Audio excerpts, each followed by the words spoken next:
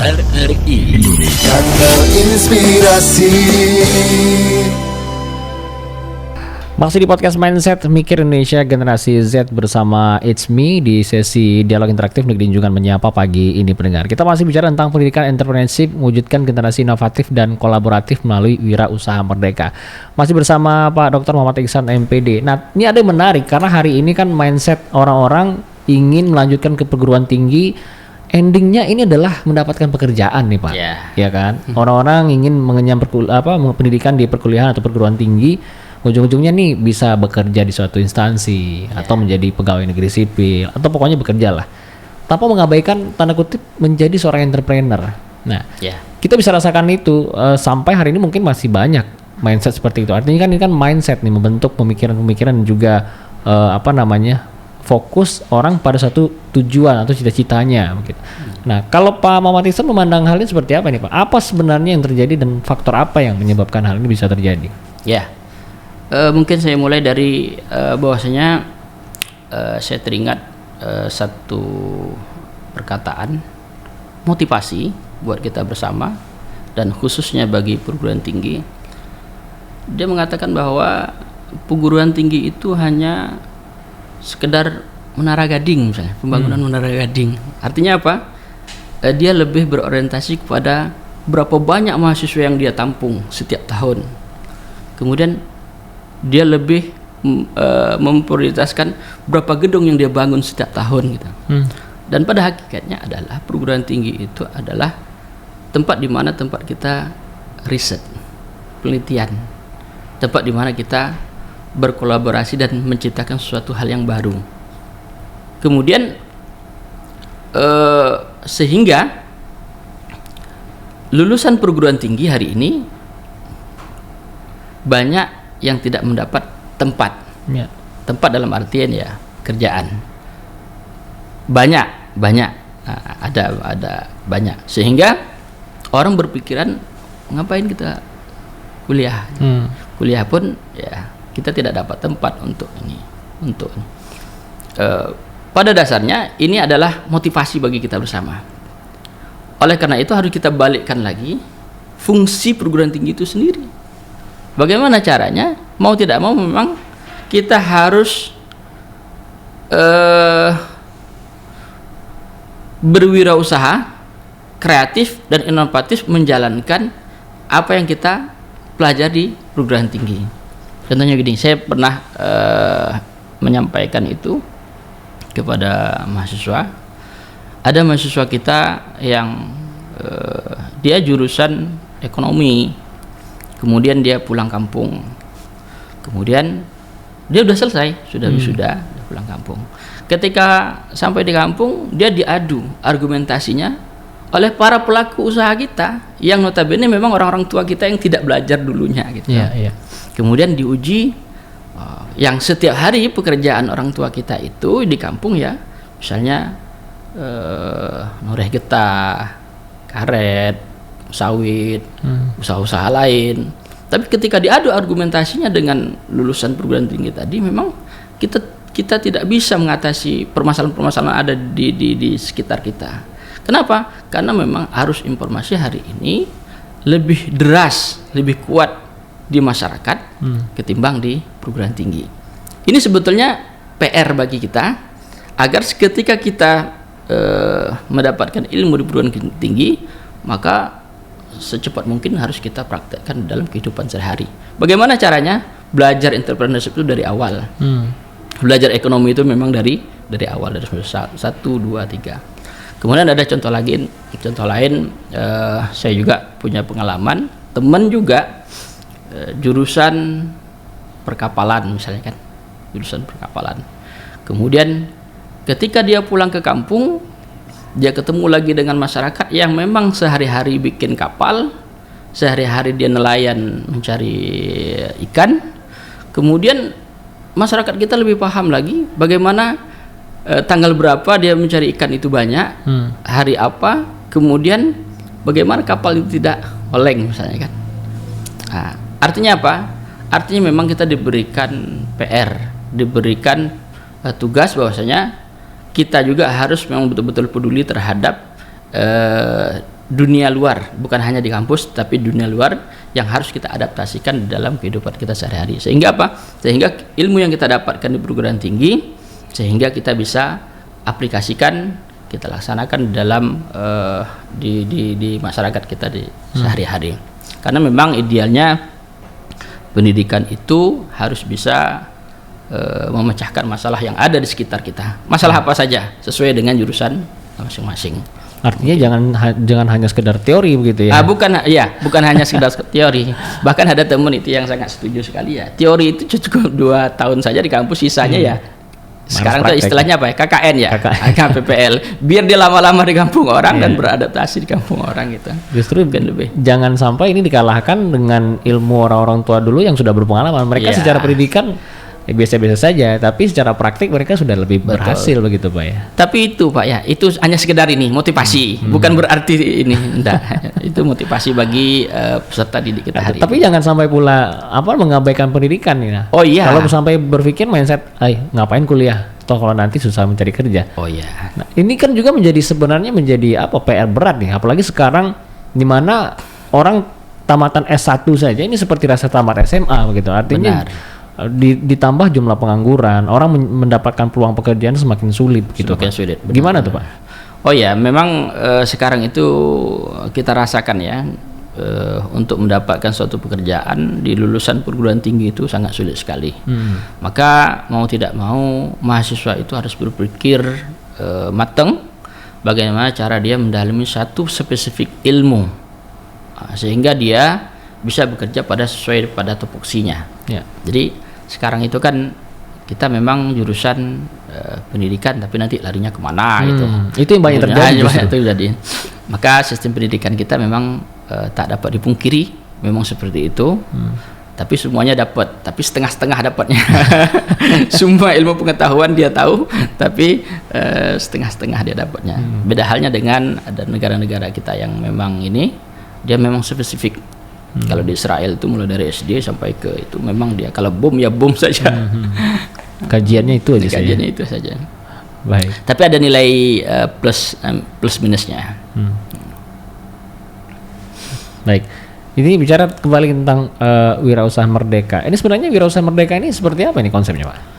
Wirausaha merdeka ini sebetulnya masuk dalam program pembelajaran merdeka juga, kurikulum terbaru. Sekarang itu sudah hampir 11.000 mahasiswa yang tergabung di usaha merdeka ini. Kemudian sudah 17 kampus, bahkan sekarang sudah lebih ini yang tergabung dalam usaha merdeka ini. Jadi sekarang di perguruan tinggi itu memang diberikan materi mata kuliah khusus untuk wirausaha. Baik. Untuk wirausaha. Sehingga nanti ada aturan terbaru itu setiap dosen bahkan memiliki pelaku usaha, pembinaan pelaku usaha. Jadi misalnya dosen si A punya mahasiswa, kemudian mahasiswanya memiliki pelaku usaha. Dan itu setiap dosen harus memiliki itu. Sekarang harus seperti itu. Harus wajib seperti itu ya? Iya. Baik. Sehingga ada perkembangan lah untuk sampai kepada pengetahuan kita terhadap dunia usaha, dunia entrepreneur tadi. Memang ada kaitannya dengan ini. Apa tadi? Peluang kerja juga. Iya. Karena lalu kalau begitu artinya dosen juga wajib harus memiliki jiwa entrepreneurship berarti. Benar.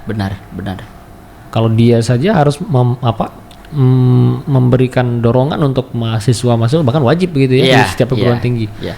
Sekarang memang kalau kita lihat kalau di Bengkalis itu yang tergabung di misalnya di Kadin itu udah banyak itu dari berbagai perguruan tinggi. Iya. Karena memang didorong. Selain dia mengajar, dia juga harus memiliki jiwa entrepreneurship. Sudah banyak bergabung di kelompok lembaga yang berkaitan, yang bersentuhan langsung dengan ekonomi. Itu sudah banyak, sudah bergabung, sudah banyak sekali. Apapun itu latar belakangnya. Sudah banyak bergabung. Baik, kalau bicara tentang kurikulum ini kan Indonesia kan selalu pasti mengalami perubahan ya, Iya. kurikulum sampailah sekarang nih kurikulum merdeka begitu. Nah, wirausaha termasuk di dalamnya. Iya. Nah, ini kan sebenarnya kan pemerintah mengkaji bagaimana munculnya pelaku-pelaku ekonomi kreatif di Indonesia ini lebih banyak, kemudian merubah mindset. Jangan lagi ingin mendapatkan suatu pekerjaan, justru menciptakan lapangan pekerjaan begitu. Iya. Nah, Pak Mama Ihsan ini menilai gerakan-gerakan seperti ini kan justru membangkitkan Indonesia dan juga menguntungkan Indonesia sendiri. Nah, tetapi pada mirisnya kita belum mencapai stabilitas ekonomi yang cukup signifikan di Indonesia. Masih banyak masyarakat miskin gitu, warga yang kurang mampu. Pak Ihsan memandangnya seperti apa nih, Pak? Ya, sebetulnya pemerintah sudah menancapkan bahwasanya di dalam kurikulum kita itu, walaupun terjadinya banyak perubahan kurikulum, sudah memberikan gambaran bahwasanya nilai-nilai kemandirian itu tetap diajarkan. Misalnya kalau kita lihat kurikulum kita sudah 11 kali atau 10 kali perubahan dari 1947 sampai hari ini. Misalnya kita ambil dari sekarang kurikulum merdeka, itu memang ada nilai-nilai kita memberikan hak otonom untuk mengolah sendiri. Kemudian ke belakang dari itu ada kurikulum 2013 yang ditekankan adalah sikap keterampilan selain sikap-sikap lain. Kemudian nanti ada kurikulum 2016 atau KBK. Itu semua kalau kita lihat satu persatu, itu nilai-nilai kemandirian tetap diajarkan. Oleh karena itu saya sangat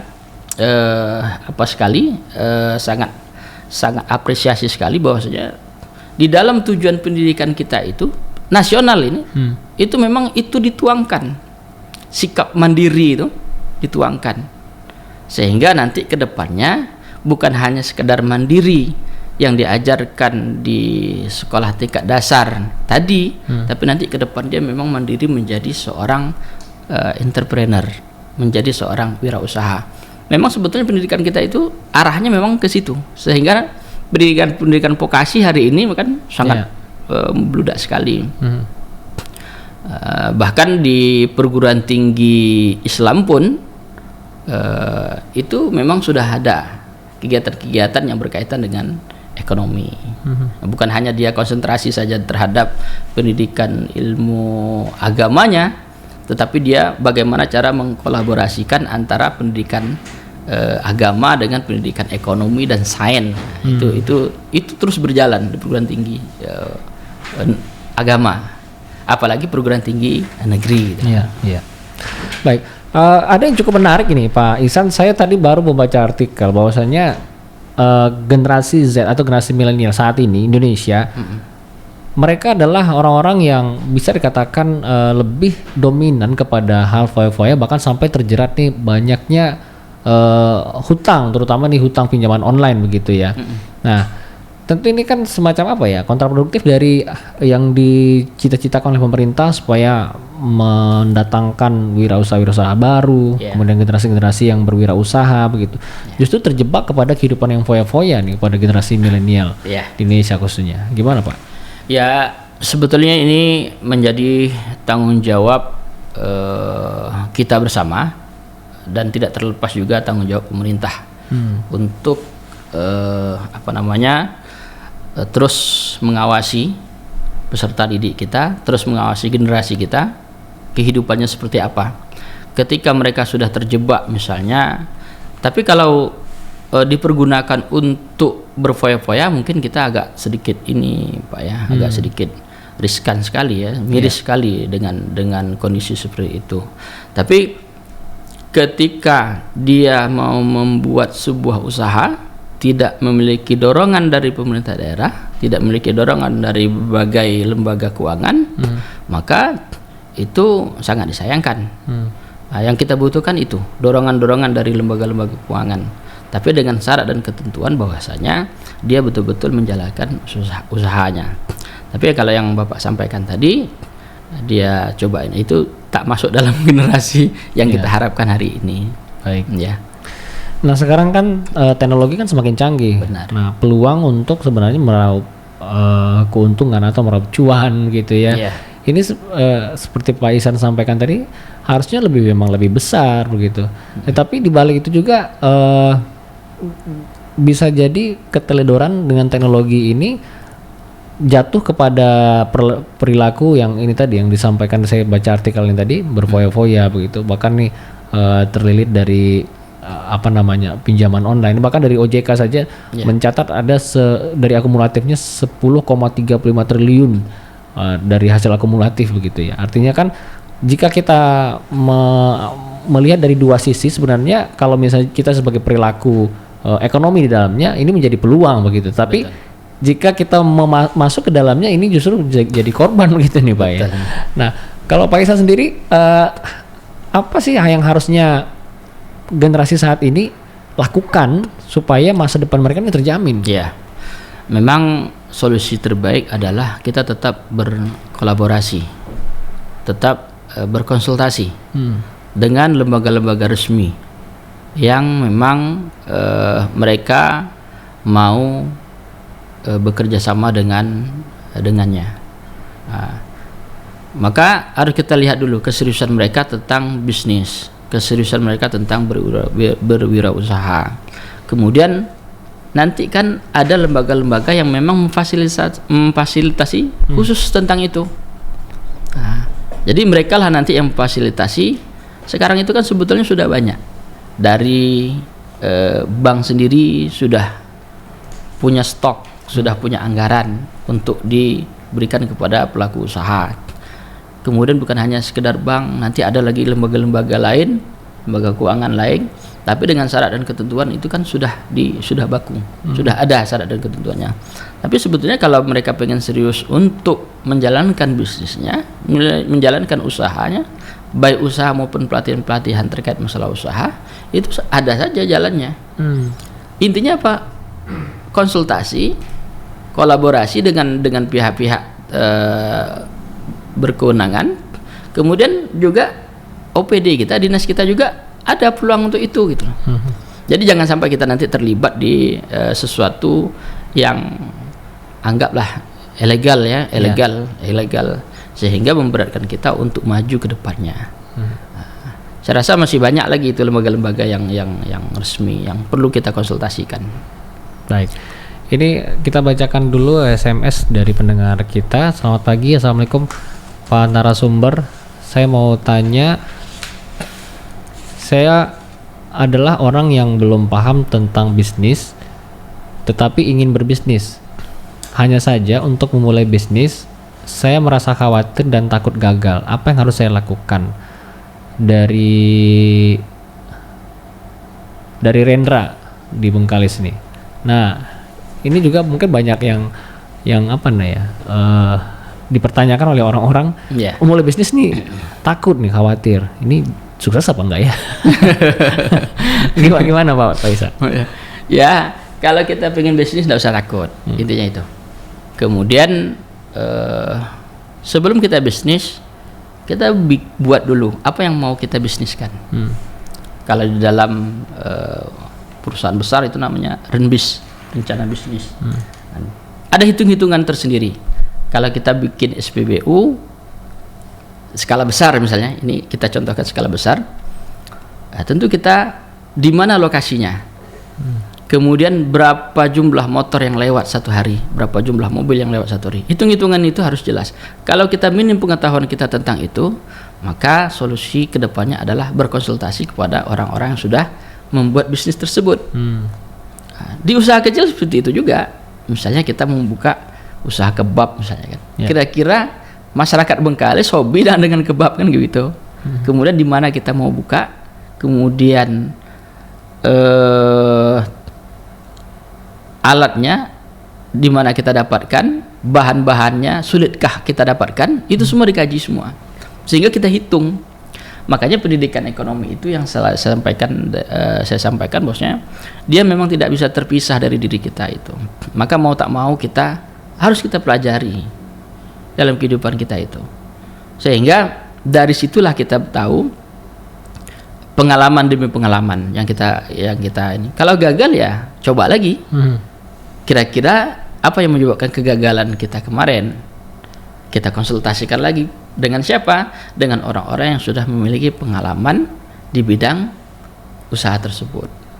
Saya rasa kalau terkait masalah gagal, semua orang sukses berawal dari kegagalan. Kemudian baru dia memperbaiki kesalahannya, kemudian dia cari solusi, kemudian terus berjalan sehingga mencapailah satu titik kesuksesan. Terkait masalah pinjam ya sebetulnya tidak ada masalah. Kenapa? Karena orang pinjam itu kan karena dia dipercaya. Kalau dia tidak dipercaya berarti dia tidak dapat pinjaman gitu, kayak gitu. Baik. Nah, ini kita masih ada satu SMS lagi. Saya bacakan kembali dari Bu Arina. Pak narasumber, bagaimana kami pelaku usaha ini mau berwirausaha lebih baik sementara fasilitas dari pemerintah saja sulit didapatkan. Salah satu contoh, kami kesulitan mendapatkan gas LPG. Kami para pedagang kecil menjerit sampai saat ini susah mencari gas LPG. Tolong tanggapannya, Pak. Baik. Ini juga memang terkait dengan fasilitas gitu. Para pedagang-pedagang kecil justru yang menjerit ketika apa yang ingin menjadi penunjang untuk mereka berdagang sulit untuk didapatkan gitu. Betul.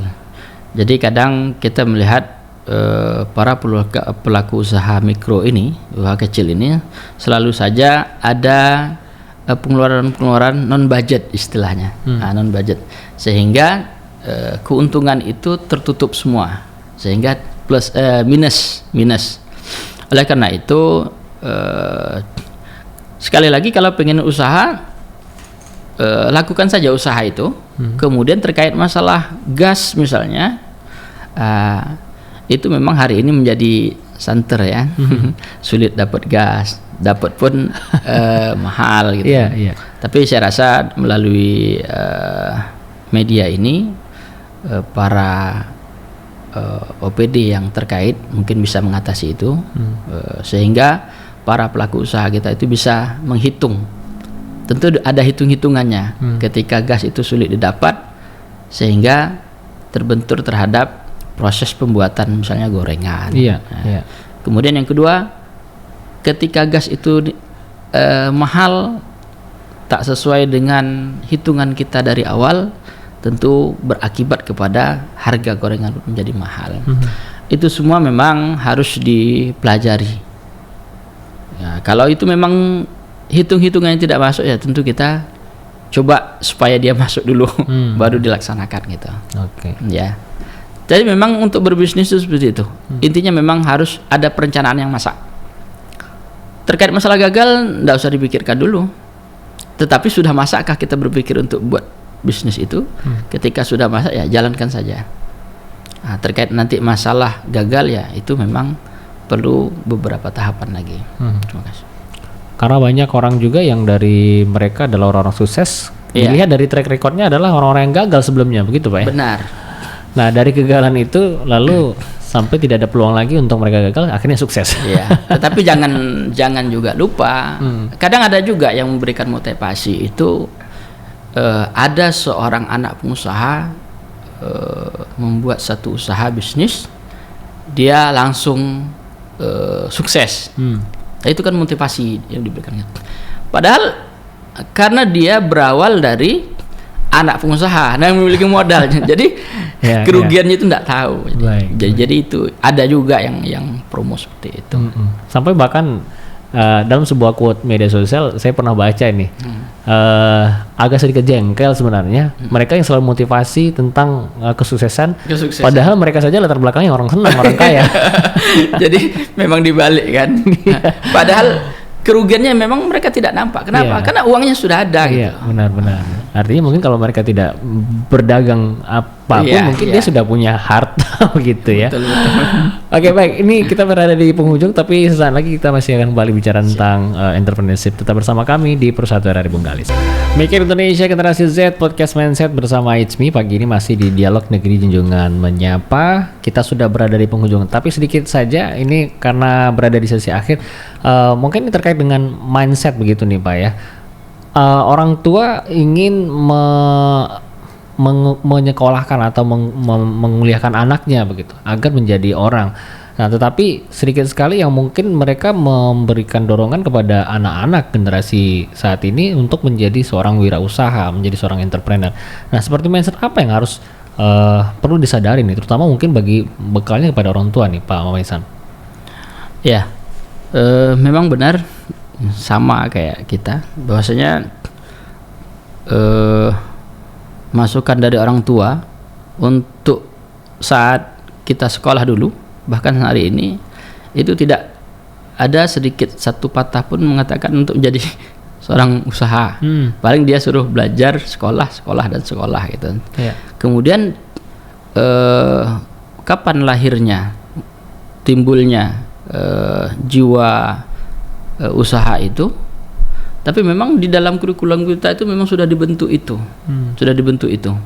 Tapi memang kalau dari orang tua sendiri memang tidak terbayangkan bahwasanya kita itu untuk menjadi seorang usaha. Paling yang dia bayangkan ketika selesai sekolah nanti baru, itu yang dia bayangkan.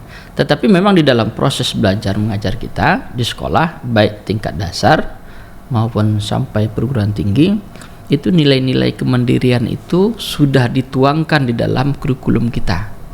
Baik perubahan itu, mulai perubahan kurikulum itu tetap ada. Sehingga kedepannya di perguruan tinggi tingkat atas bahkan lahir PP, peraturan pemerintah kalau tidak salah tahun 2017 nomor 17 tahun 2010, bahwasanya